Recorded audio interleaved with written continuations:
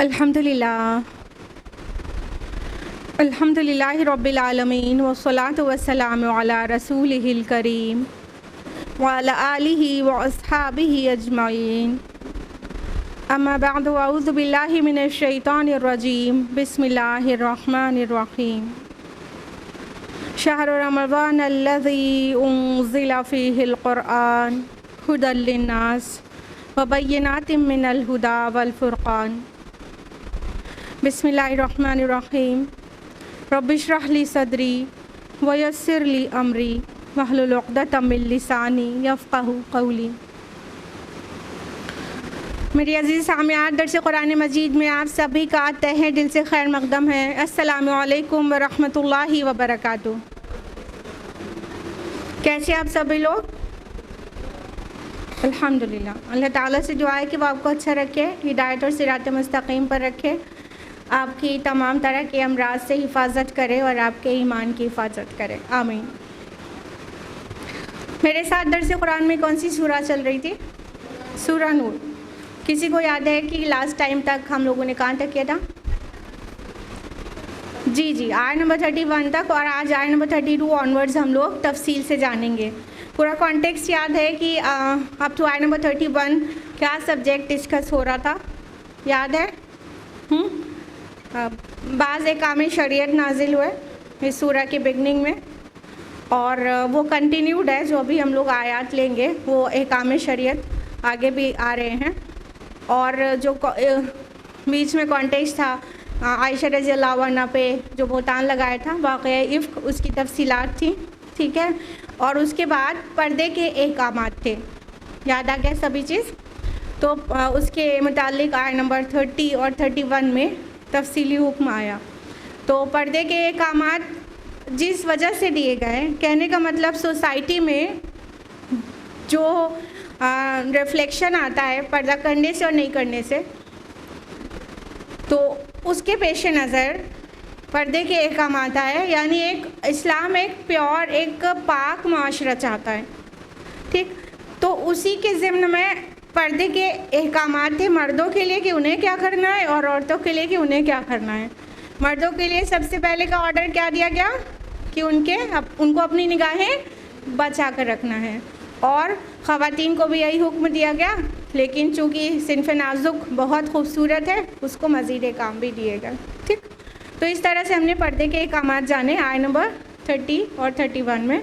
और आयत नंबर 32 में भी जो अहकाम आ रहे हैं वो माशरे को गंदगी से बचाने और उसकी पाकी के लिए मदद करने वाले हैं, ठीक है। तो ये जहन में रखिए कि आने वाले जो आयात हैं उसमें भी आपको ये बताया जाएगा कि अल्लाह ताला ने और क्या अहकाम दिए किसी माशरे में इफ़्फ़त और पाक दामनी को मेंटेन करने के लिए, और जो गंदगी है और फहश है और बुराई है उसको दूर करने के लिए, ठीक। इसको जहन में रखते हुए आयात समात फरमाइए ताकि बेहतर कॉम्प्रिहेंशन हासिल हो सके। सो I would like to continue from आयत नंबर 32 ऑनवर्ड्स। अऊज़ु बिल्लाहि मिनश शैतानिर रजीम। बिस्मिल्लाहिर रहमानिर रहीम। आयत नंबर 32, व अनकिहुल अय्याम मिनकुम, और निकाह कर दिया करो बेवाओं का अपने में से, वस्सालिहीन मिन इबादिकुम व इमाइकुम, और तुम्हारे ग़ुलामों और बांदियों में से जो ज़ी सलाहियत हों। वहीं यकूनु फ़ुक़रा युग़निहुमुल्लाहु मिन फ़ज़लिही, और अगर वो तंगदस्त होंगे तो अल्लाह उन्हें अपने फ़ज़ल से गनी कर देगा। वल्लाहु वासिउन अलीम, और अल्लाह बहुत वसाअत वाला और सब कुछ जानने वाला है। अब क्या कहा गया कि और निकाह कर दिया करो किसका? अयामा का। अयामा लफ्ज़ आया है, अयामा अय्यम की जमा है।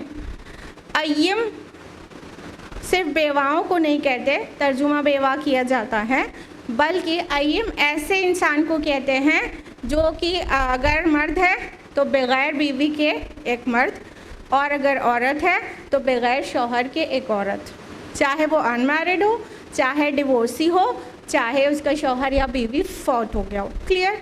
तो अय्यम ऐसे लोग हैं जो سنگل ہیں، اکیلے ہیں اور وہ نکاح شدہ نہیں ہیں۔ تو اللہ تعالیٰ کا حکم ہے کہ اپنے غلاموں اور باندیوں میں سے جو سنگل ہیں ان کو بے شوہر کوئی عورت ہے یا بے بیوی کوئی مرد ہے، ان کے نکاح کر دیا کرو۔ اول تو سوسائٹی میں بھی ایسے کرنا ہے، یعنی چاہے وہ غلام باندی نہ ہو تب بھی اسلام ریکمینڈ کرتا ہے کہ نکاح کیا جائے، ٹھیک ہے۔ اور اگر وہ غلام اور باندی ہیں تو ان کا نکاح کرنے کے لیے ضروری ہے کہ آقا سے اجازت لی جائے۔ خاتون ہے، باندی ہے، کنیز ہے، تو اس کے آقا سے بھی اجازت لے کے ہی نکاح کرنا ہوگا۔ اور اگر کسی کنیز کا نکاح ہو جائے گا کسی کے ساتھ، کسی غلام کے ساتھ، کسی اور مرد کے ساتھ، تو پھر آقا کے ساتھ تمتع جائز نہیں ہوگا، پھر آقا کے ساتھ ریلیشن نہیں بنا سکتی۔ اور جو غلام ہوگا کسی کا بھی، اس کا نکاح کیا جائے گا تو اس کے آقا کی اجازت سے ہی کیا جائے گا۔ تو فرمایا اللہ تعالیٰ نے کہ تمہارے غلام اور باندیوں میں سے جو لوگوں کو تم ذی صلاحیت پاؤ ان کے نکاح کر دیا کرو۔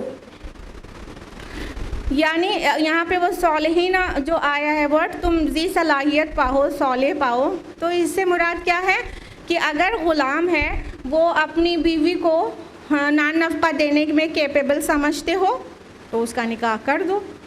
عورت ہے اور وہ اپنے شوہر کے ساتھ رہ کے اس کے جو فرائض عائد ہوتے ہیں اس کو پورا کرنے میں تم کیپیبل سمجھتے ہو تو ان کے نکاح کر دیا کرو۔ یعنی اسلام میں کتنا مطلب اس کو اہمیت دی گئی ہے نکاح کیے جانے کو۔ اور اکیلا انسان ہوتا ہے تو کیا ہوتا ہے، شیطان کی وسپرنگ ہوتی ہے اور اس کی عفت اور پاک دامنی خطرے میں رہتی ہے۔ لیکن نکاح ہو جاتا ہے تو اس چیز سے انسان پاک رہ سکتا ہے، کیونکہ اس کے اندر جو خواہشات ہیں وہ کہیں نہ کہیں سے اسے پوری ہونا ہے تو جائز طریقے سے پوری ہوگی، تو ناجائز طریقے سے خواہشات پوری کرنے کی ضرورت نہیں بچے گی۔ الٹیمیٹلی سماج میں، سوسائٹی میں عفت اور پاک دامنی پروپیگیٹ ہوگی۔ اور فرمایا کہ اگر وہ تنگ دست ہوں تو اللہ انہیں اپنے فضل سے غنی کر دے گا، اور اللہ بہت ہی وسعت والا اور بہت ہی جاننے والا، علم رکھنے والا ہے۔ یعنی ہمارے سوسائٹی میں نکاح کے متعلق کتنے سارے مطلب لوازمات ہیں نا، کہ ابھی تو مطلب ایک کو کھلانا پڑ رہا ہے، اب ایک اور آ جائے گی اس کو بھی کھلانا پڑے گا، پھر بچے ہو جائیں گے ان کو بھی کھلانا پڑے گا۔ تو اللہ تعالیٰ اس چیز کو ویلیڈیٹ نہیں کرتے، بلکہ اللہ تعالیٰ کیا کہہ رہے ہیں کہ اگر وہ تنگ دست ہوں گے، ان کی انکم بہت لیٹل ہوگی، اللہ اپنے فضل سے غنی کر دے گا۔ جو ایک بیوی آ رہی ہے گھر میں اس کی، تو وہ اپنا رزق اپنے ساتھ لے کے آئے گی، اللہ تعالیٰ ان کے مال میں برکت دے دیں گے اور وہ آسانی سے کھا سکیں گے۔ اگر بیوی خود بھی کما سکتی ہوگی تو ہو سکتا ہے ایسے ظاہر میں ایسے انکم اور زیادہ بڑھ جائے، ورنہ رزق کا وعدہ تو اللہ کا ہے، ڈھونڈنے کا اس بندے کا اپنا ہے، لیکن رزق کا زمین پر رکھ چھوڑنا اللہ کا وعدہ ہے نا۔ تو اللہ تعالیٰ کا حکم یہ ہے کہ کسی کو کوئی تنگ دست ہو تو اس لیے نکاح سے نہیں رکا رہے کہ اب خود کو بھی کھانا ہے تو اگلے کو کیسے کھلائیں گے، نہیں۔ اور ہمارے سماج میں تو اور بہت سارے فسادات اور بہت سارے لوازمات بنائے گئے ہیں کہ پورا ویل سیٹلڈ ہو، پوری اچھی ہائی سیلری جاب ہو جائے، گھر بھی بالکل مینٹین ہو جائے تو کریں، اور سارے مہمان آئیں اور ان کی ہم خاطر کر سکیں تو کریں۔ تو کتنے سارے ہم نے پابندیاں لگا لی نکاح کے اوپر، تو لہٰذا کیا ہوتا ہے بہت بہت دن تک نکاح ٹلتے رہتے ہیں، اور آدھی آدھی عمر گزر جاتی ہے نکاح ہی نہیں ہو رہتا۔ جب عمر ڈھلنے لگتی ہے اس وقت نکاح ہوتا ہے، تو نہ جانے کتنے گناہ اس وقت تک ہو چکے رہتے ہیں، ہو ہی رہا ہے کہ نہیں ہو رہا۔ ہاں، تو اللہ تعالیٰ یہ اس کو ویلیڈیٹ نہیں کرتا کہ ہاں وہ غنی نہیں ہے تو بہت تنگ دست ہے، نہیں، اللہ تعالیٰ اس کی تنگ دستی میں اسے کشادگی دے دے گا، اللہ تعالیٰ کشادگی دینے والا ہے۔ اور اللہ تعالیٰ یہاں پہ اپنی جو دو صفات مینشن کر رہے ہیں، واسع علیم، اللہ تعالیٰ وسعت دینے والا ہے اور علم رکھنے والا ہے. اللہ تعالیٰ جانتے ہیں نا کہ اب نکاح کے بعد اور کون سی برکتیں اللہ تعالیٰ ڈال دیتے ہیں, اور اللہ تعالیٰ کشادگی دینے والے, وسعت دینے والے ہیں نا. تو ہمارا اور آپ کا یہ سوچنا بہت ہی غلط ہے کہ کیسے کھلائیں گے, ایک اور گھر میں ممبر آ جائے گا اور اس کے بعد اولادیں ہوں گی, تو یہ سوچنا بالکل بیس لیس ہے اسلام میں. آیت نمبر 33, وَلْيَسْتَعْفِفِ الَّذِينَ لَا يَجِدُونَ نِكَاحًا, اور خود کو بچائے رکھیں وہ لوگ جو نکاح کی قدرت نہ پائیں. حَتَّى يُغْنِيهُمُ اللَّهُ مِنْ فَضْلِهِ, یہاں تک کہ اللہ انہیں اپنے فضل سے غنی کر دے. وَالَّذِينَ يَبْتَغُونَ الْكِتَابَ مِمَّا مَلَكَتْ أَيْمَانُكُمْ, اور جو مکاتبت کرنا چاہیں تمہارے مملوکوں میں سے, فَكَاتِبُوهُمْ إِنْ عَلِمْتُمْ فِيهِمْ خَيْرًا, تو ان سے مکاتبت کر لیا کرو اگر تم سمجھو کہ ان میں بھلائی ہے. وَآتُوهُم مِّن مَّالِ اللَّهِ الَّذِي آتَاكُمْ, اور ان کو اس مال میں سے دو جو اللہ نے تمہیں دیا ہے. وَلَا تُكْرِهُوا فَتَيَاتِكُمْ عَلَى الْبِغَاءِ إِنْ أَرَدْنَا أَن تَحَصُّنَا, اور اپنی باندیوں کو بدکاری پر مجبور نہ کیا کرو جبکہ وہ خود پاک دامن رہنا چاہیں. لِتَبْتَغُوا عَرَضَ الْحَيَاةِ الدُّنْيَا, تاکہ تم حاصل کرو دنیا کی زندگی کا سامان. وَمَن يُكْرِهُنَّ فَإِنَّ اللَّهَ مِن بَعْدِ إِكْرَاهِهِنَّ غَفُورٌ رَحِيمٌ, اور اگر کوئی انہیں مجبور کرے گا تو یقیناً اللہ ان کے جبر کے بعد بہت بخشنے والا, بہت رحم کرنے والا ہے. اب آیت نمبر 33 قدر طویل ہے. فرمایا کہ آیت نمبر 32 میں تو بہت انکریج کیا گیا نکاح کو, ٹھیک ہے, کہ کر دیا کرو, نکاح کر دیا کرو, چاہے سنگل ہو کوئی اس کا نکاح کر دو, کوئی چاہے ڈیورسی ہو کوئی اس کا نکاح کر دو, چاہے وہ وڈوور ہو اس کا بھی نکاح کر دو, تاکہ وہ اپنی عفت پاک دامنی کو مینٹین کر سکے اور گناہ میں انڈلج نہ ہو جائے. ٹھیک, اور جو ریزن ہے نکاح کا وہ یہ ہے. اب آیت نمبر 33 میں واضح کر دیا گیا کہ اگر جو لوگ نکاح کی قدرت نہ پائیں تو وہ کیا کریں, اپنے آپ کو بچائے رکھیں, اپنی عفت کو مینٹین رکھیں. اب نکاح کی قدرت نہ پائیں یعنی کوئی انسان ہے کہ وہ بالکل فقیر جیسا ہے, اس واقعتاً اس کے پاس ابھی بیوی کو نان نفقہ دینے کے لیے کچھ بھی نہیں ہے, تو پھر روکا گیا ہے کہ ٹھیک ہے رکے لیکن اپنی عفت کو بچائے رکھے, اپنے آپ کو گناہ میں انڈلج نہ ہونے دے. اور حدیث میں اس کا تفصیلی ذکر ہے کہ نکاح ایکچولی کیا ہے اور جو نکاح نہ کریں ان کا سولوشن کیا ہے. بخاری مسلم کی متفقن علیہ روایت ہے کہ اللہ کے رسول صلی اللہ علیہ وسلم فرماتے ہیں کہ نوجوانوں تم میں سے جو نکاح کر سکتا ہو اسے چاہیے کہ وہ کر لے, کیونکہ یہ نگاہ کو بد نظری سے بچانے کا اہم ذریعہ ہے اور عفت کو قائم رکھنے کا بھی بڑا ذریعہ ہے. اور جو استطاعت نہ رکھتا ہو اسے چاہیے کہ وہ روزے رکھے, کیونکہ بے شک روزہ آدمی کی طبیعت کے جوش کو ٹھنڈا کر دیتا ہے. سلیوشن مل گیا, یعنی it is highly recommended to get married. ٹھیک, لیکن جو اس کی نان نفقہ بیوی کا نہ دے پائیں, فوڈ شیلٹر دینے کے لیے بالکل بھی کیپیبل نہیں ہیں فی الحال, اور مہر بھی, یہ بیسک ریکوائرمنٹس ہے نا نکاح کی کہ نان نفقہ اور مہر, اتنی چیز دینے لائق ہو تو بس اسے کر لینا چاہیے. زیادہ اور کم کا کوئی وہ نہیں ہے, بس اتنا دے سکتا ہو تو کر لے. اگر یہ نہیں دے سکتا ہے تو نکاح نہیں کرے. پھر اس کا سولوشن کیا ہے, روزے رکھنا. روزے رکھنے سے انسان کی طبیعت میں جو جوش ہے, کہنے کا مطلب اس کی جو سیکشول ڈیزائرز ہیں وہ کنٹرول میں آ جاتی ہے. تو روزہ رکھے, پھر وہ انسان زیادہ سے زیادہ کثرت سے روزہ رکھے تاکہ اس کے سیکشول ڈیزائرز انہیں گناہ کرنے پر مجبور نہ کریں. تو کتنا پرفیکٹ اور کتنا کمپلیٹ دین ہے اسلام, الحمدللہ. تو اللہ تعالیٰ نے قرآن میں یہی کہا کہ جو قدرت نہ پائیں تو اپنی پاک دامنی کو تو کم از کم مینٹین رکھیں, اور اگر اللہ تعالیٰ انہیں اپنے فضل سے جب چاہے گا غنی کر دے گا. اور غلاموں اور باندیوں کے مملوکوں کے متعلق کہا گیا کہ اگر وہ مکاتبت کرنا چاہیں تو مکاتبت کر لیا کرو۔ مکاتبت کا جو میننگ ہوتی ہے وہ اگر لٹرل میننگ لیں گے تو لٹرل میننگ تو بس لکھا پڑھی آئے گا، ٹھیک ہے، لکھا پڑھی۔ لیکن مکاتبت کی اصطلاحی معنی ہوتا ہے کہ کوئی غلام یا لونڈی، کوئی مملوک اپنے آقا کو اپنی آزادی کا معاوضہ دے کر کچھ لکھا پڑھی کروا لے تو اس کو مکاتبت کہتے ہیں۔ یعنی کہ جو بھی مال سیٹ ہو جائے آقا اور غلام کے درمیان کہ غلام اتنا کما کے آقا کو اتنے دن میں ہینڈ اوور کر دے گا اور آقا اس کی آزادی کا پروانہ لکھ دیں کہ ٹھیک ہے تم اتنا مجھے دے دو تو میں تمہیں آزاد کر دوں گا، ٹھیک، اس کو مکاتبت کہتے ہیں۔ تو مکاتبت کو انکریج کیا اسلام نے، کیونکہ ایکچولی اسلام یہ چاہتا ہے کہ یہ غلامی ختم ہو۔ غلاموں کو آزاد کرنے کا بھی بہت انکریجمنٹ ہے قرآن اور حدیث میں، ٹھیک ہے، اور زکوٰۃ کے مصارف میں سے ایک مصرف بھی ہے گردنوں کو آزاد کرنا، ہاں، سورہ توبہ سورہ نمبر 9 آیت نمبر 60 میں، اور سورہ لیل میں بھی ہے فک رقبہ، گردنوں کو آزاد کرنا نا۔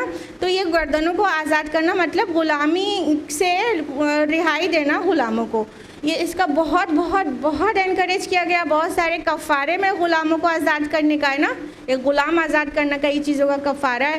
تو ان شارٹ یہ کہ اسلام غلامی کو مٹانا چاہتا ہے اور الحمدللہ ہوا بھی۔ تو یہاں پہ مکاتبت کے ذریعے بھی تو غلامی سے انہیں آزادی مل سکتی ہے۔ تو مکاتبت کو بھی اسلام نے پسند کیا۔ اللہ تعالیٰ نے کہا کہ اگر کوئی غلام تمہارا مکاتبت چاہے تو مکاتبت کر لیا کرو، ریکمینڈ کیا گیا کہ کیا کرو تاکہ اس کو آزادی مل جائے۔ پھر اس کے بعد کیا کہا کہ اگر تم سمجھو کہ ان میں بھلائی ہے، بھلائی کیا کیا دیکھنا ہے، یعنی مکاتبت جب کر رہے ہو، لکھ رہے ہو، اپنی لکھا پڑھی کر رہے ہو تو تمہیں یہ بھی تو دیکھنا ہے نا کہ وہ اتنا کما کے دے دینے پہ کیپیبل ہے کہ نہیں۔ جب یہ آزاد ہو جائے گا اور ساتھ میں وعدہ نبھانے میں کے لائق ہے کہ نہیں، جو تم سے باتیں کر رہا ہے، جو لکھا پڑھی کا وعدہ وہ کر رہا ہے، وہ نبھانے لائق بھی صلاحیت پاتے ہو کہ نہیں، اور یہ آزاد ہو جائے گا تو ایک اچھا شہری بنے گا کہ نہیں، ملک میں فساد تو نہیں کرے گا۔ یہ سارا معنی سمیٹے ہوا ہے یہ ورڈ خیر، کہ تم اس میں بھلائی دیکھو تو مکاتبت کر لیا کرو۔ تو یہ آقا کو دیکھنا ہے کہ غلام کے اندر یہ کوالٹیز ہیں اگر، تو جب وہ مکاتبت کر لے اور اپنا معاوضہ لے کے جو لکھ پڑھ دیا گیا ہے اتنا لے کے اسے آزاد کر دے، فری کر دے۔ اور فرمایا کہ اس مال میں سے جو اللہ نے تم کو دیا ہے اور ان کے اوپر خرچ کیا کرو۔ بہت طرح سے اس کا معنی بھی لے سکتے ہیں۔ اولاً یہ کہ علی رضی اللہ عنہ اور کچھ صحابہ مکاتبت میں جو اماؤنٹ آف ویلتھ ڈیسائیڈ ہو جاتا تھا اس پہ سے کچھ پرسنٹ چھوڑ دیتے تھے، 1/4 چھوڑ دیتے تھے، ٹھیک، یہ بھی ایک طرح سے مال خرچ کرنا ہے، ٹھیک، جو ڈیسائیڈ ہوا، جو طے ہو گیا، اس طے شدہ مال میں سے کچھ حصہ چھوڑ رہے ہیں تو اس کے اوپر خرچی تو کر رہے ہیں، ٹھیک۔ دوسری بات یہ کہ کوئی نے مکاتبت کی ہے اپنے آقا سے تو دوسرے لوگ اسے پیسہ دیں، اس کو دیں، اس کی ہیلپ کریں مالی، تاکہ وہ اپنا جو ویلتھ جو اسے جمع کرنی ہے وہ جلدی جمع ہو جائے اور وہ فری ہو جائے۔ تو اس طرح بھی مال کو خرچ کرنا چاہیے غلاموں کے اوپر۔ تو ایسا کرتے تھے مسلم سوسائٹی میں، اسلامک سوسائٹی میں، کہ جب کوئی غلام اپنے آقا سے مکاتبت کرتا تھا تو باقی جو صحابہ ہوتے تھے اس کی ہیلپ کرتے تھے تاکہ وہ مکاتبت میں جو طے شدہ مال ہے معاوضہ وہ جلدی اس کا پورا ہو جائے اور وہ فری ہو سکے غلامی سے۔ اور فرمایا کہ اپنی باندیوں کو مجبور نہ کیا کرو گناہ کرنے پر جبکہ وہ پاک دامن رہنا چاہیں۔ یعنی اس کا یہ مطلب نہیں ہے کہ اگر باندی ایڈلٹریس رہنا چاہتی ہے تو اسے پھر مجبور کر سکتے، کوئی مسئلہ نہیں۔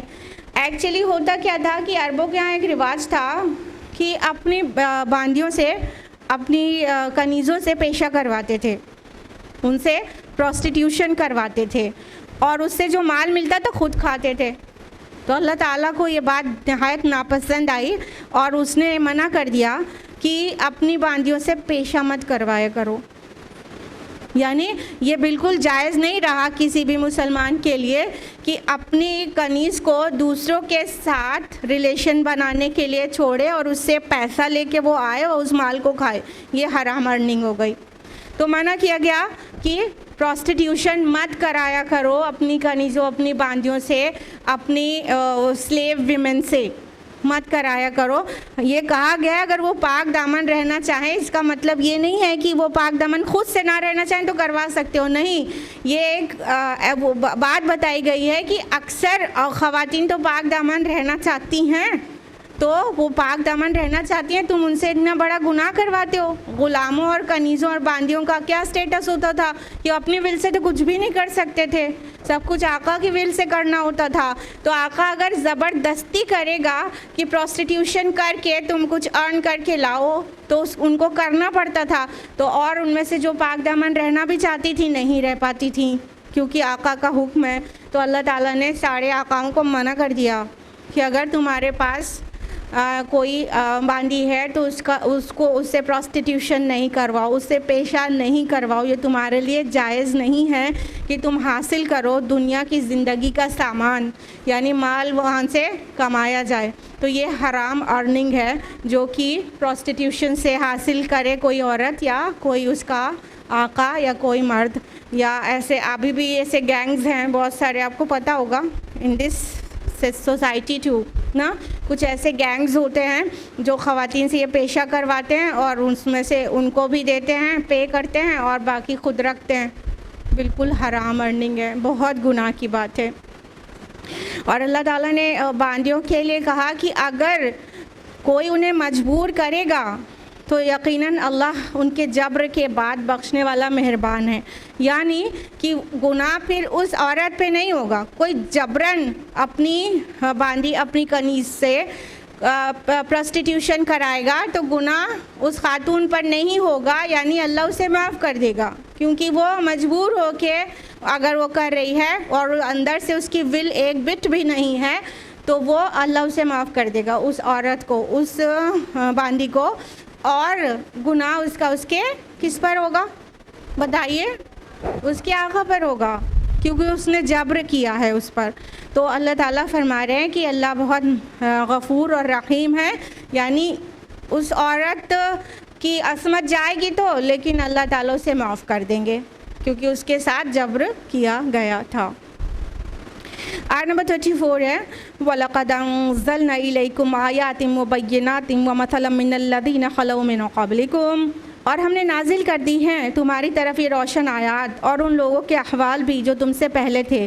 وَمَوْعِظَةً لِّلْمُتَّقِينَ, اور اہل تقویٰ کے لیے نصیحت بھی.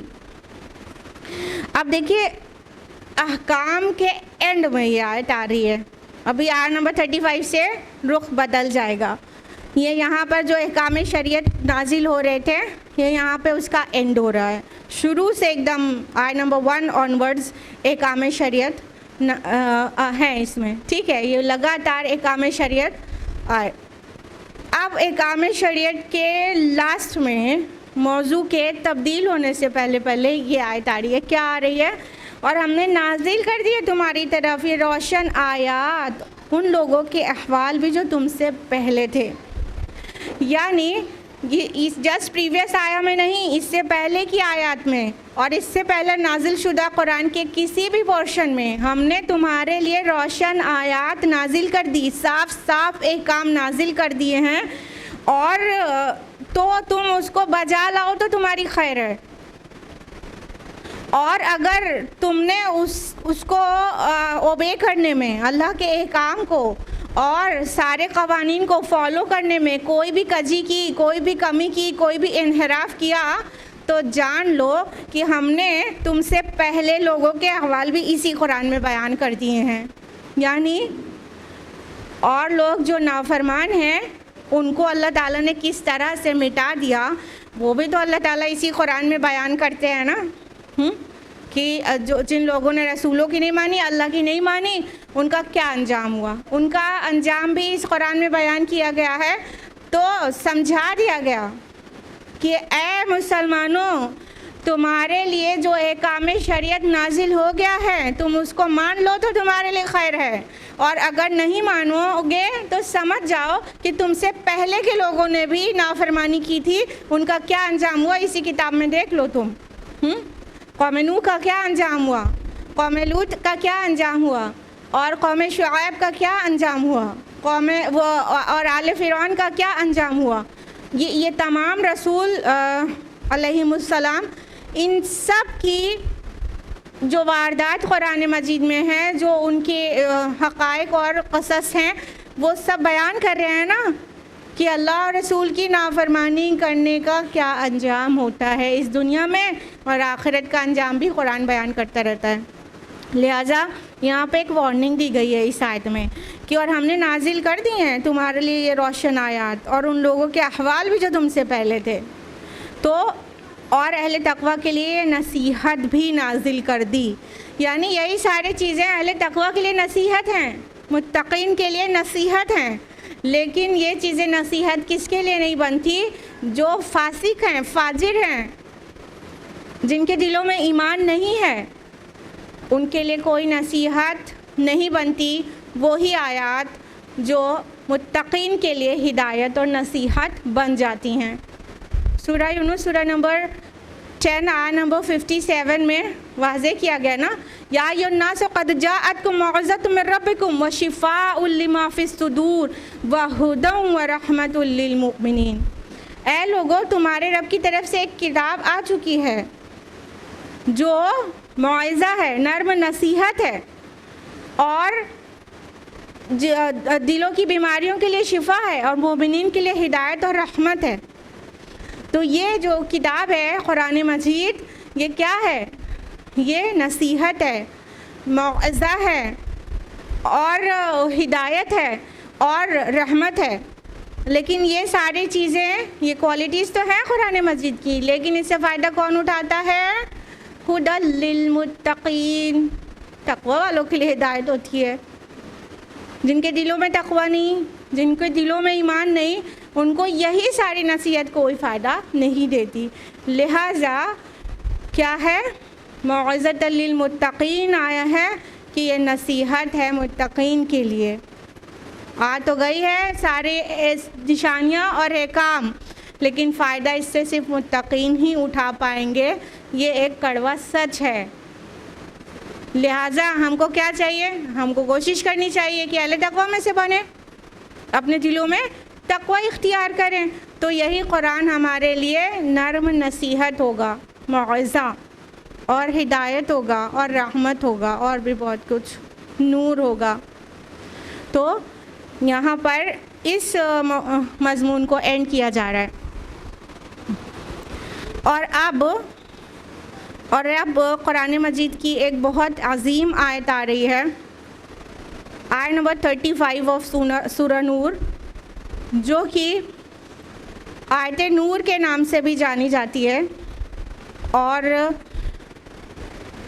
اس آیت کا اس سورہ میں جو جگہ ہے وہ ایسا ہے جیسے کہ ایک گلدستے میں بیچ میں بہت بڑا سا نگینہ لگا ہوا ہو، کیونکہ یہ بالکل درمیان وسط آف سورہ ہے. یہ جو جگہ ہے یہ بالکل وسط ہے اس سورہ کا، ٹھیک ہے، کیونکہ یہاں سے 5واں رکوع سٹارٹ ہو رہا ہے اور یہ بالکل درمیان میں ہے یہ آیت. تو اس کے پہلے احکام ہے، اس کے بعد میں بعض احکام ہیں، بعض چیزیں ہیں، لیکن درمیان میں ایک بہت اسپریچول بات آ رہی ہے اور بہت لطیف حقائق بیان کیے جا رہے ہیں. اور یہ آیت وہ آیت ہے جو ون آف دا ڈیفیکلٹ آیات آف دا قرآن ہے ٹو بی ایکسپلینڈ. اگر دا موسٹ ڈیفیکلٹ کہیں تو بھی شاید غلط نہیں ہوگا، لیکن اتنا تو کہہ ہی سکتے ہیں this is one of the most difficult آیات آف دا قرآن. سب سے مشکل آیات جو کہ ایکسپلین ہو سکتی ہو ان میں سے ایک ہے آیت نور، جو ابھی آپ کے سامنے بس آنے والی ہے. اس سورہ میں جو ڈسکشنز ہیں اس کی مشابہت سورہ احزاب سے ہے، اگر آپ نے مطالعہ کیا ہے سورہ احزاب کا بھی اور سورہ نور کا بھی. ٹھیک ہے، تو اس سورہ احزاب میں بھی جو ایمان موضوع بنایا گیا ہے اور بہت سارے احکام اور خصوصاً احکام خواتین کے متعلق، اور اس سورہ کو بھی ایمان موضوع بنایا گیا ہے اور احکام اور خصوصی احکام خواتین کے لیے. تو اس سورہ کی مشابہت کس سے ہے؟ سورہ احزاب سے ہے، سورہ نمبر 33. مصحف میں تو سورہ نور پہلے ہے اور سورہ احزاب بعد میں، لیکن نزول کے اعتبار سے ترتیب نزولی میں پہلے سورہ احزاب ہے اور بعد میں سورہ نور. یعنی سورہ احزاب 5 ہجری میں نازل ہوئی ہے اور سورہ نور 6 ہجری میں، لیکن اس کا سبجیکٹ آپس میں بہت مشابہت رکھتا ہے، حالانکہ یہ بالکل آگے پیچھے کی سورہ نہیں ہے. یہ 24 نمبر پر ہے سورہ نور اور سورہ احزاب 33 نمبر پر ہے مصحف میں. کچھ سورہ میں جو جوڑے کی صفات پائی جاتی ہیں وہ جسٹ اس کے بعد رہتی ہیں، مطلب ایک ساتھ ہی موجود ہیں قرآن حکیم میں. جیسے الزہراوین کن صورتوں کو کہتے ہیں؟ بالکل سورہ بقرہ اور سورہ آل عمران. آگے پیچھے ہیں سورہ نمبر 2 سورہ نمبر 3. ٹھیک ہے. المعوذتین کس کو کہتے ہیں؟ سب کو معلوم ہے. ٹھیک ہے. سورہ فلق اور سورہ ناس. سورہ نمبر 113 114 آس پاس ہوتے ہیں بعض سملر سبجیکٹ پر سوراز، لیکن یہ تھوڑا دور دور ہیں. ایک سورہ 24 ہے، ایک سورہ 33 ہے، لیکن وہاں پہ بھی ایمان کو بہت بڑا موضوع بنایا گیا ہے اور یہاں پر بھی ایمان کا موضوع شروع ہو رہا ہے اب. اور بہت difficult to understand, difficult to be explained آیت ہے جو آنے والی ہے. تو اب پورا دماغ اور توجہ لگا کے سنیے، اور میرا بھی فرض بنتا ہے کہ ہم اپنا بیسٹ دینے کی کوشش کریں کہ ہم جو بات سمجھانے کی کوشش کر رہے ہیں وہ آپ تک پہنچا پا رہے ہیں کہ نہیں. چلیے آیت نمبر 35. اللہ نور السماوات والارض، اللہ نور ہے آسمانوں اور زمین کا. مثل نورہ کمشکاہ، اس کے نور کی مثال ایسی ہے جیسے ایک طاق. فیہا مصباح، اس طاق میں ایک روشن چراغ ہے. المصباح فی زجاجہ، اور وہ چراغ شیشے کے فانوس میں ہے. الزجاجۃ کأنہا کوکب دری، اور وہ شیشہ ایک چمکدار ستارے کے مانند ہے. یوقد من شجرۃ مبارکۃ زیتونۃ لا شرقیۃ ولا غربیہ، اور وہ چراغ جلایا جاتا ہے زیتون کے ایک مبارک درخت سے جو نہ شرقی ہے نہ غربی. یکاد زیتها یضیء ولو لم تمسسہ نار، قریب ہے کہ اس کا روغن خود بخود روشن ہو جائے چاہے اسے آگ نے ابھی چھوا بھی نہ ہو. نور علی نور، روشنی پر روشنی. یہدی اللہ لنورہ من یشاء، اللہ ہدایت دیتا ہے اپنے نور کی جس کو چاہتا ہے. وَيَضْرِبُ اللَّهُ الْأَمْثَالَ لِلنَّاسِ وَاللَّهُ بِكُلِّ شَيْءٍ عَلِيمٌ، اور اللہ یہ مثالیں بیان کرتا ہے لوگوں کے لیے جبکہ اللہ تو ہر چیز کا علم رکھنے والا ہے.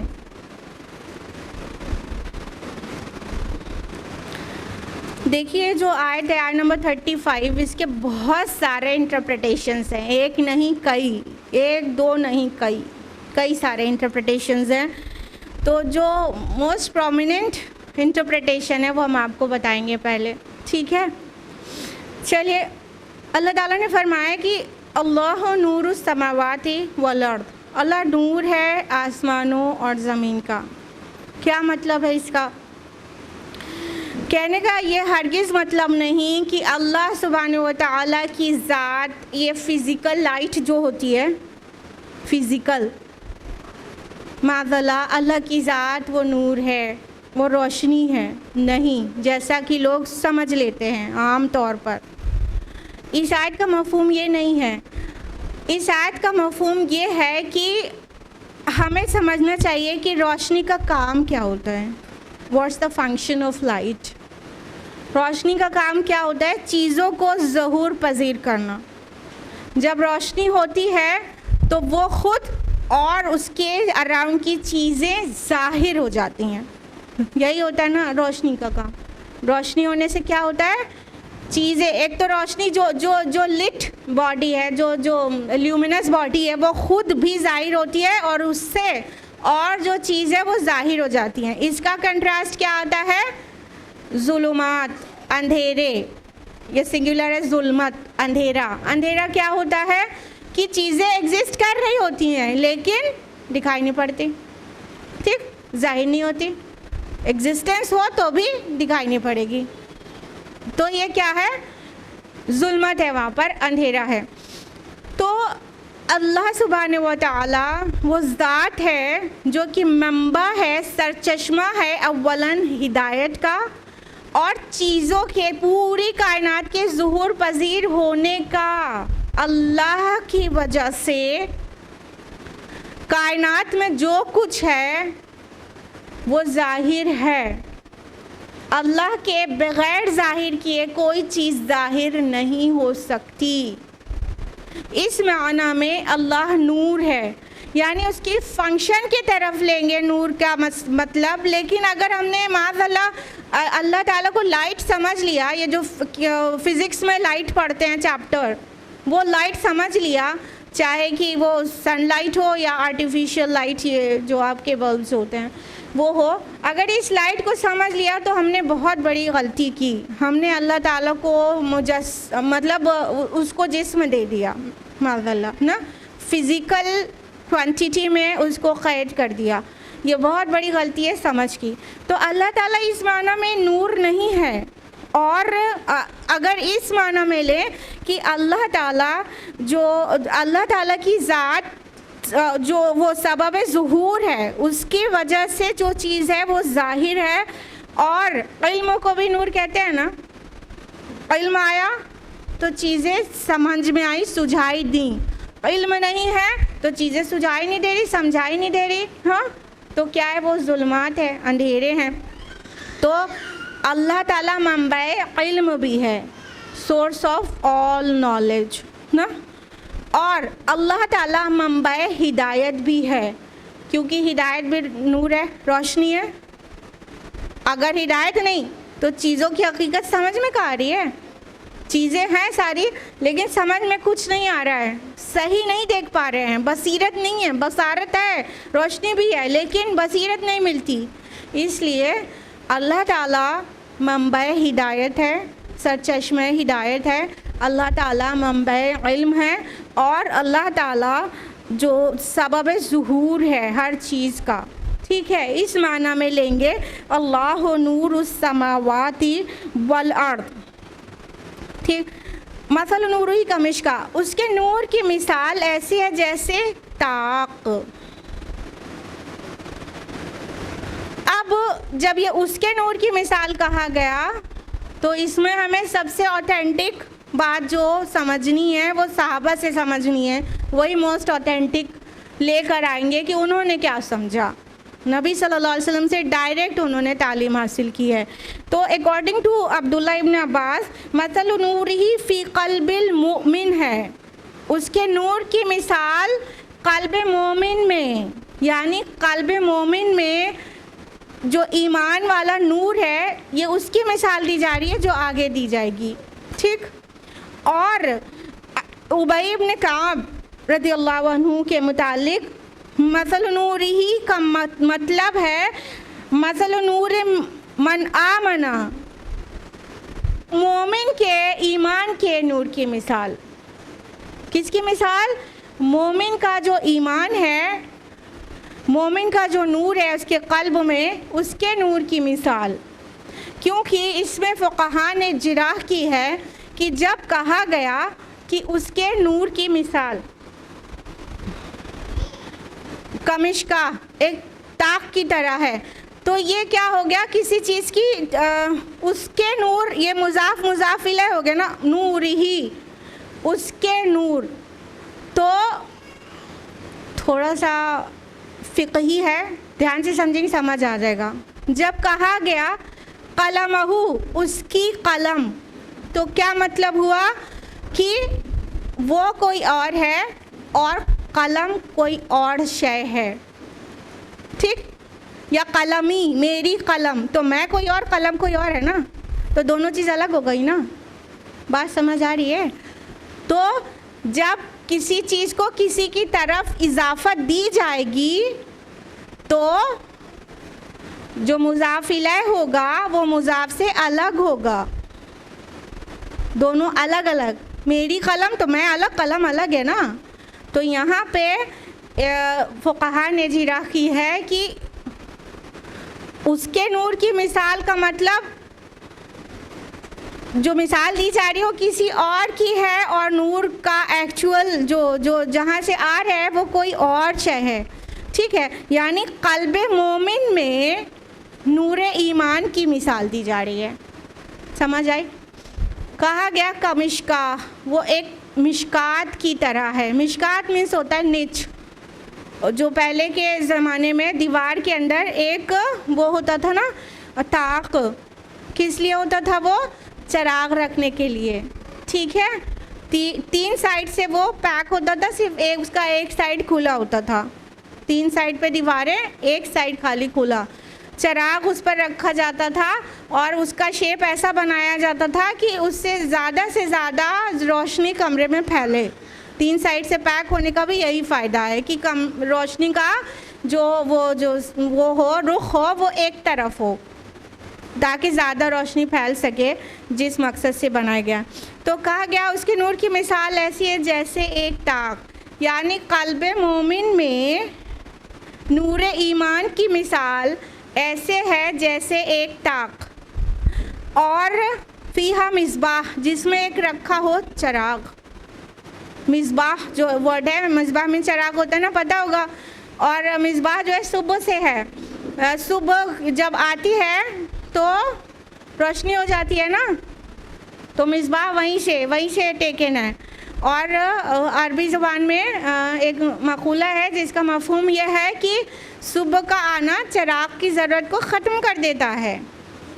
ٹھیک, تو اس میں ایک مصباح ہے, ایک چراغ ہے. المصباح فی زجاجہ, اور وہ چراغ ایک زجاجہ کے اندر ہے. زجاجہ شیشے کو کہتے ہیں, شیشے کی اس قندیل کو کہتے ہیں جو اس چراغ کو پروٹیکٹ کرنے اور زیادہ روشن ہونے کے لیے لگائی جاتی ہے. ٹھیک, شیشے کی قندیل دیکھی ہے, مطلب چراغ ہے, اس میں 10 طرف سے ہوا لگے گی بجھ جائے گا, تو اس کے اوپر شیشے کا ایک کور چڑھاتے ہیں, اور بہت سارے فانوس ہوتا ہے, تو فانوس بھی اسی کو کہتے ہیں نا. بہت سارے گلاسز کے اندر رکھا ہوا جو چراغ ہوتا ہے, پھر اس کو فانوس کہتے ہیں. تو یہ جو فانوس ہوتا ہے اس کے دو کام ہوتا ہے, ایک تو روشنی کو بجھنے نہیں دیتا ہے, دوسرا اس کو اور زیادہ روشن کر دیتا ہے. اور یہ کام شیشے کا آج تک بھی ہے. آپ یہ دیکھیے, ساری لائٹس دیکھیے, اس کو پھوڑ دیجئے, جس کے شیشے کو, چاہے ٹیوب لائٹ ہو, چاہے LED لائٹ ہو, یا کوئی سی بھی لائٹ ہو, اس کے شیشے کو توڑ دیجئے, اتنی روشنی آئے گی باہر, جبکہ فلامنٹ ابھی باقی ہوگا. جو چیز جل کے روشن ہوا ہے آپ کا کمرہ, وہ فلامنٹ ابھی باقی ہے, لیکن آپ بلب کے کانچ کو توڑ دیجئے, پھر فلامنٹ کی جو روشنی ہے اس سے پورا کمرہ روشن رہتا ہے؟ نہیں. تو وہ شیشہ اور زیادہ روشنی کو بڑھا دیتا ہے. فرمایا اور الزجاجۃ کأنہا کوکب دری, اور وہ شیشہ ایک چمکدار ستارے کی طرح ہے. اب ساری انٹینسٹی بیان کی جا رہی ہے. اب آپ اس کو امیجن کریے چیسٹ آف دا مومن میں, چیسٹ آف ہیومن بینگ. مومن اس لیے کہا کیونکہ کہا جا رہا ہے اس کے نور کی مثال, اور صحابہ کہہ رہے قلب مومن میں نور ایمان کی مثال دی جا رہی ہے. ٹھیک, اب اس کو چیسٹ میں امیجن کریے کہ چیسٹ میں جو چیسٹ کی کیویٹی ہے, اس کا جو باٹم ہے وہ ڈائفرام ہے. پڑھا ہے بائیولوجی تھوڑی بہت. ڈائفرام ہے, اس سے چیسٹ کیویٹی ایبڈومینل کیویٹی سے الگ ہو جاتی ہے. اور اس کے اندر رب ہے, رب کیج جو ہے اس کا شیپ کچھ ایسا ہے, ٹاک کی طرح, نہیں نیچے سے ربس چوڑی ہے, اوپر جا کے پتلی ہو جا رہی ہے. تو اس کا جو اس کے قلب مومن میں نور ایمان کی مثال کیسی ہے؟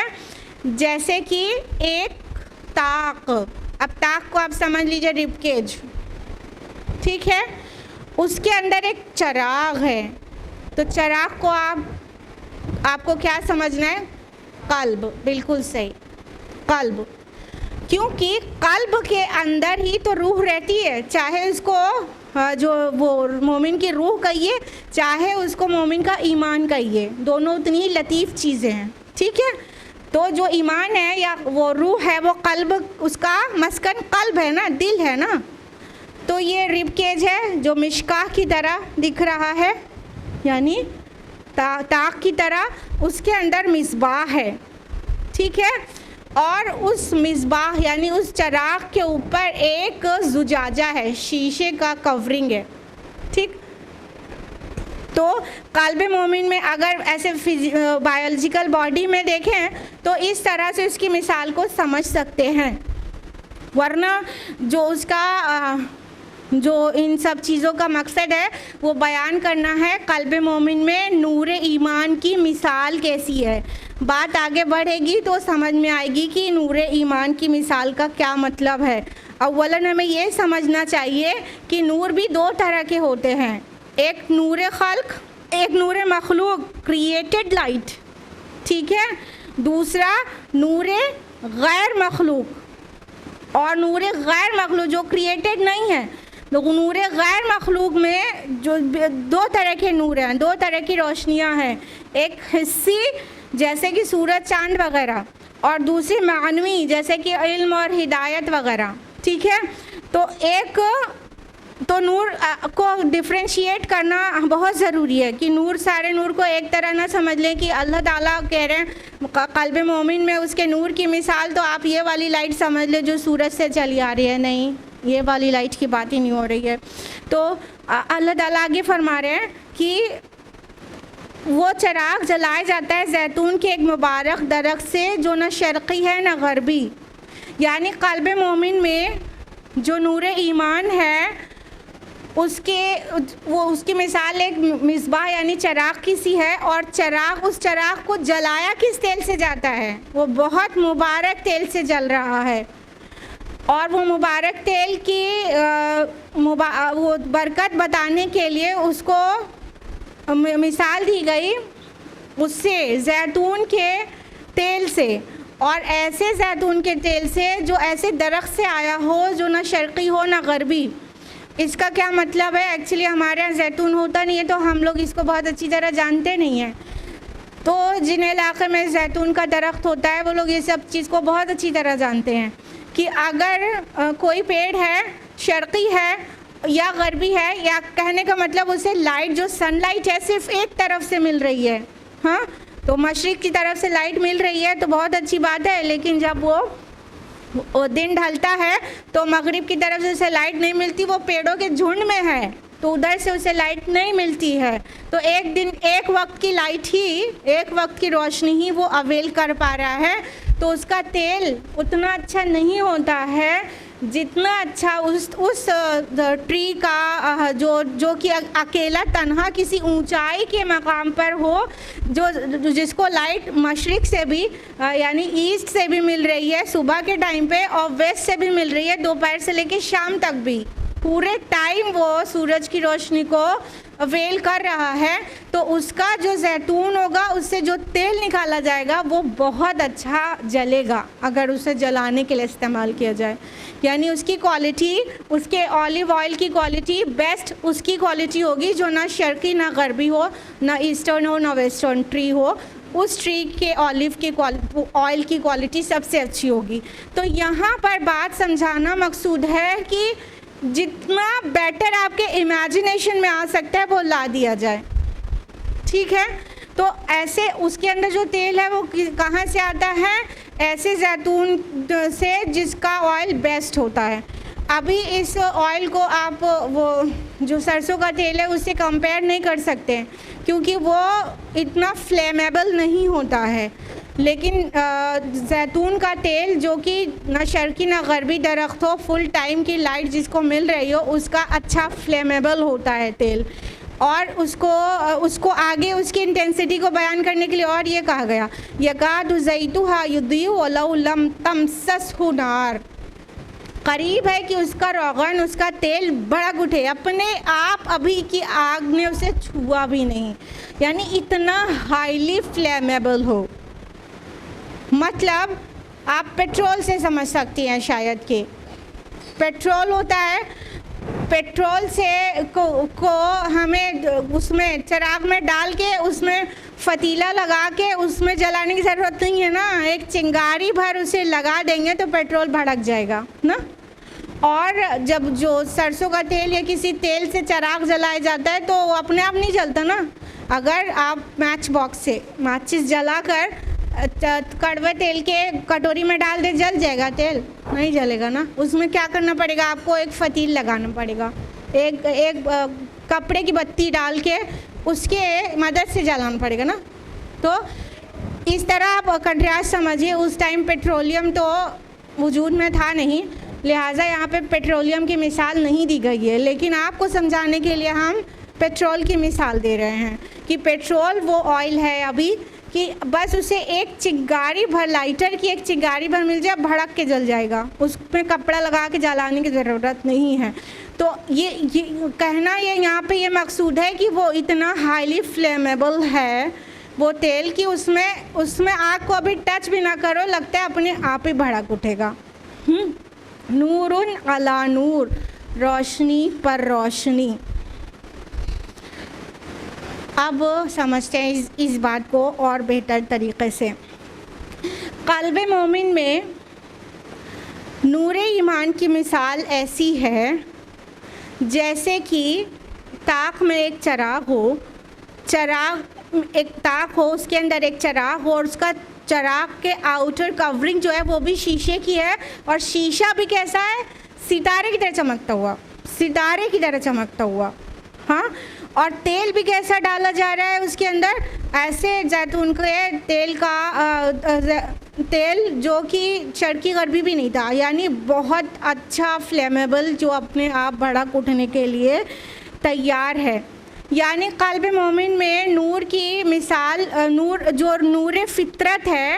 قلب مومن میں نور جو ہے وہ ایک نور فطرت ہے اور دوسرا نور وحی ہے.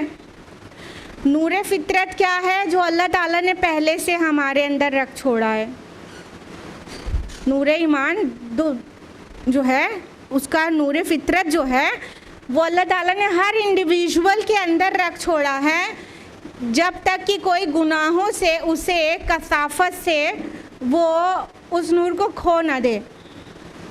آپ کو پتہ ہے قلب جو ہے اس کے اوپر ایک گلاس ہے، اور یہ جو گلاس ہے زجاجہ، گناہ کریں گے تو اس زجاجہ پہ ایک بلیک اسپاٹ لگ جائے گا، ایک اور گناہ کریں گے اس پر ایک اور بلیک اسپاٹ لگ جائے گا.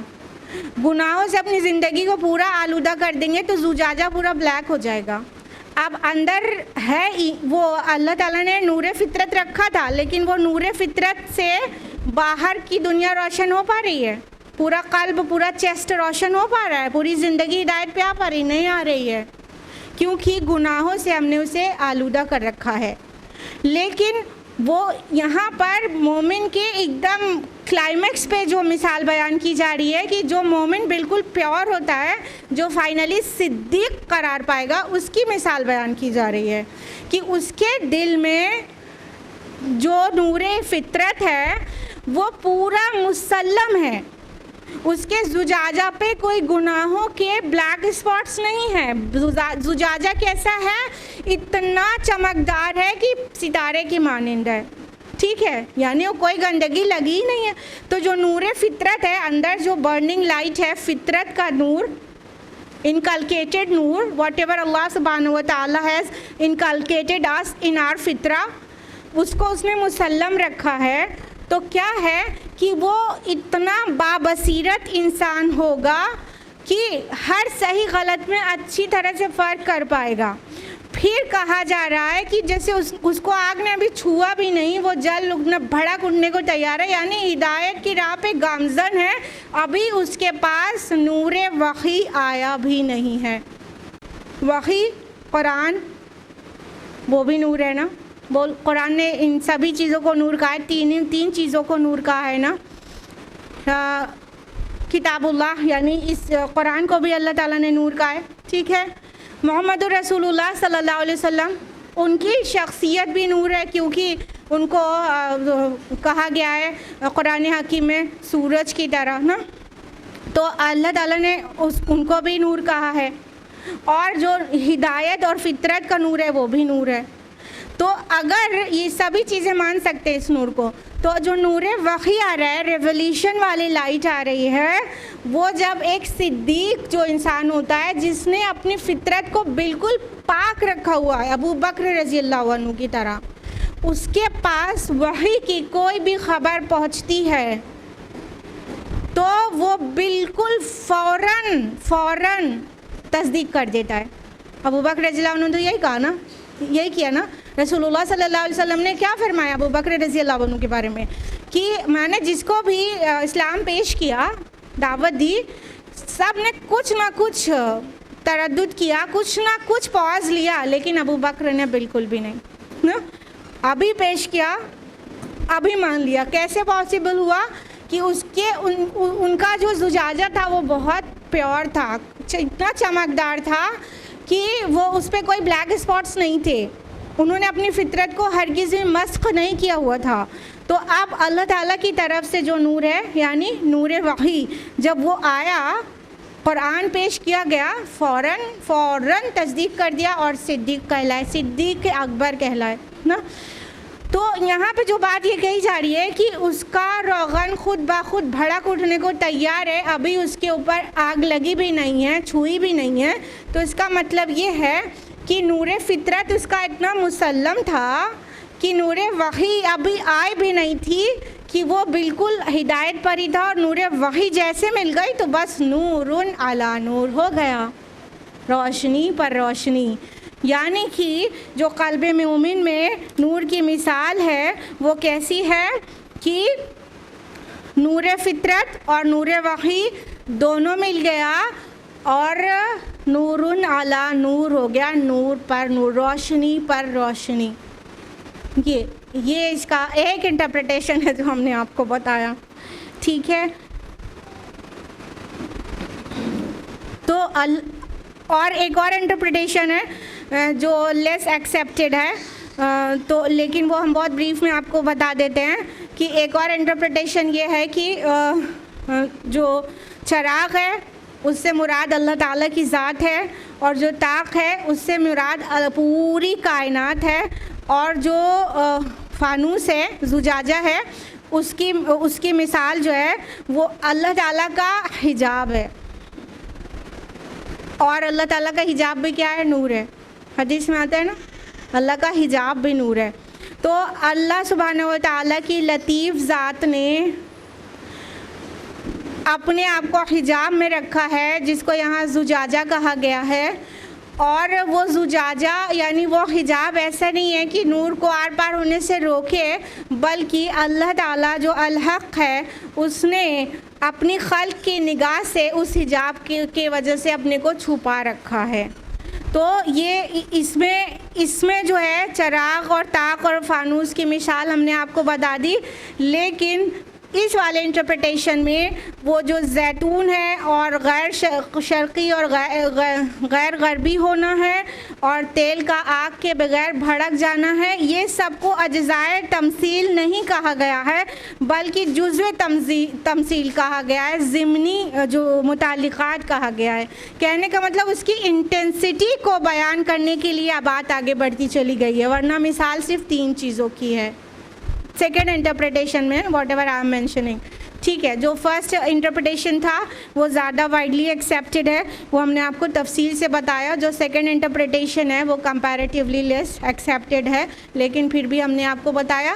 لیکن یہ یہاں تک نہیں ہے، اور بھی انٹرپریٹیشنز ہیں، کیونکہ ہم نے آپ کو بولا تھا نا سب سے پہلے this is one of the toughest آیات to be explained, in the Quran حکیم نا. تو بہرحال اس کے اندر اللہ تعالیٰ نے بہت ساری چیزیں ایسی رکھی ہیں جو ہمارے سمجھنا بہت مشکل ہے, اور اللہ تعالیٰ نے بہت لطیف حقائق کو مثال سے سمجھایا ہے قرآن حکیم میں. یہ اسلوب اور جگہ بھی آتے ہیں. ظاہر بات ہے ہم ہر ایک چیز جو مطلب یہ جو کائنات ہے اس کے اوپر کی حقیقت ہم نہیں سمجھ سکتے, عالم امر کی حقائق ہم نہیں سمجھ سکتے, لہٰذا اس کو مثال سے تھوڑا بہت سمجھ سکتے, اس لیے مثال سے سمجھایا گیا ہے. ریالٹی نہیں ہے یہ, اس کو مثال سے سمجھایا گیا ہے. Whatever we can understand we can comprehend, جو ہمارا ذہنی سطح ہے اس پہ جو چیز سما جائے گی اس حساب سے مثال دے کے بات کو سمجھائی گئی ہے. ٹھیک ہے, جب اللہ تعالیٰ نے یہ کہا کہ یہد اللہ لنورہ من یشاء, اللہ ہدایت دیتا ہے اس نور کی جس کو چاہتا ہے, تو اس کا مطلب یہ ہوا کہ جس کا قلب نور ایمان سے منور رہے گا وہی ہدایت قبول کرے گا. ہاں, اور جو اندھیرے میں پڑا رہنا ہی چاہتا ہو اور اس سے باہر نکلنا ہی نہ چاہتا ہو وہ کیوں کر ہدایت قبول کرے گا. لہٰذا جس کے قلب میں جو نور فطرت ہے وہ زندہ ہے تو نور وحی کا فائدہ اسی کو ہوگا. اور اللہ تعالیٰ نے جو ساری چیزوں کو ظہور پذیر کیا ہے اس سے ہدایت اخذ کرنا اور اس سے اللہ کو پہچاننا اسی کے نصیب میں آئے گی جس کا نور فطرت مسلم ہے. جس نے اپنے نور فطرت کو مسخ کر دیا, جو فطرت بالکل پرورٹڈ فطرت ہے جن کی, ان لوگوں کو کوئی حقائق سمجھ میں نہیں آتے, چاہے بڑے سائنٹسٹ ہو جائیں, چاہے ڈاکٹر ہو جائیں, چاہے میتھمیٹیشین ہو جائیں, انہیں کچھ نہیں دکھتا, کچھ سمجھ میں نہیں آتا. یعنی اس نور کا مستحق, نور ہدایت کا مستحق کون ہے؟ جس نے اپنے نور فطرت کو مسلم رکھا ہے. یعنی اللہ اسی کو ہدایت دینا چاہتا ہے. جو اپنے فطرت کے خلاف عمل کرتا رہتا ہے, ایک ٹائم ہوتا ہے پیک ہو جاتا ہے, سیل ہو جاتا ہے اس کا ہارٹ, اس کا زجاجہ بالکل بلیک ہو جاتا ہے اور پھر اسے کچھ سجائی نہیں دیتا. فرمایا کہ اللہ مثالیں بیان کرتا ہے لوگوں کے لیے, یعنی لوگوں کی رہنمائی کے لیے, جبکہ اللہ تعالیٰ تو ہر چیز کا علم رکھنے والا ہے. یعنی اللہ نے سارا علم تو اللہ کو ہی ہے, لیکن یہ روح, یہ اللہ کی ذات اور یہ وحی کی حقیقت, یہ سب اتنے لطیف حقائق ہیں کہ انسان کی سمجھ سے ماورا ثم وراء الورا ثم وراء الورا ہیں, لیکن اللہ تعالیٰ نے اسے مثال سے سمجھایا ہے. تو یہ مثال دے کے بات سمجھائی گئی ہے, بات ایکچول یہاں پر نہیں ہے, مثال دے کے سمجھائی گئی ہے. ایک کوشش ہے مثال دے کر سمجھانے کی, لیکن ریالٹیز کا کچھ بھی ادراک و فہم صرف اسی کو ہو پاتا ہے جو غور کرتا ہے اور ہدایت پانا چاہتا ہے. جہاں تک کہ اللہ سبحانہ و تعالیٰ کی ذات کا ادراک ہے تو وہ تو کسی کو حاصل ہو ہی نہیں سکتا. ابو بکر رضی اللہ عنہ یہ کہتے تھے کہ العجز اندر کی ذات ادراک, اللہ تعالیٰ کی ذات کے ادراک سے عاجز ہونے کا اقرار کرنا ہی اصل ادراک ہے. یعنی we cannot understand the reality of اللہ سبحانہ و تعالیٰ. جب ہم ہینڈس اپ ہو جائیں کہ اللہ پاک ہم نہیں سمجھ سکتے, ہماری عقلیں آپ کی ذات کے متعلق چیزوں کو ریسیو کرنے اور انڈرسٹینڈ اور کمپریہینڈ کرنے سے عاجز ہیں, جب ہم یہ بات سمجھ جائیں تو یہی صحیح ادراک ہے اللہ تعالیٰ کا. تو اللہ تعالیٰ اپنے بارے میں, اپنے نور کے بارے میں اور مومن کے دل میں نور کی مثال کے بارے میں منشن کیا, لیکن ہم اللہ تعالیٰ کو صفات سے ہی سمجھ سکتے, اس کی ذات کو نہیں سمجھ سکتے. ہم عاجز ہیں ان کی ذات کو سمجھ پانے میں, کیونکہ ہمارا دماغ بہت چھوٹا سا ہے, اس میں بہت لیمیٹڈ چیزیں ہی سمجھ میں آ سکتی ہیں. انشاءاللہ جب اللہ تعالیٰ قیامت کے دن ہمیں ایک براڈ بصیرت دے گا تب ہے کہ کچھ چیز بہتر سمجھ میں آئے, واللہ عالم. تو یہ تھا آیت نمبر 35 کا ایکسپلینیشن. آج کے لیے اتنا ہی. اللہ سبحانہ و تعالیٰ سے دعا ہے کہ وہ ہم سبھی کو قرآن مجید پڑھنے, سمجھنے, غور و فکر کرنے, عمل کرنے اور دوسروں تک پہنچانے کی توفیق عطا فرمائے.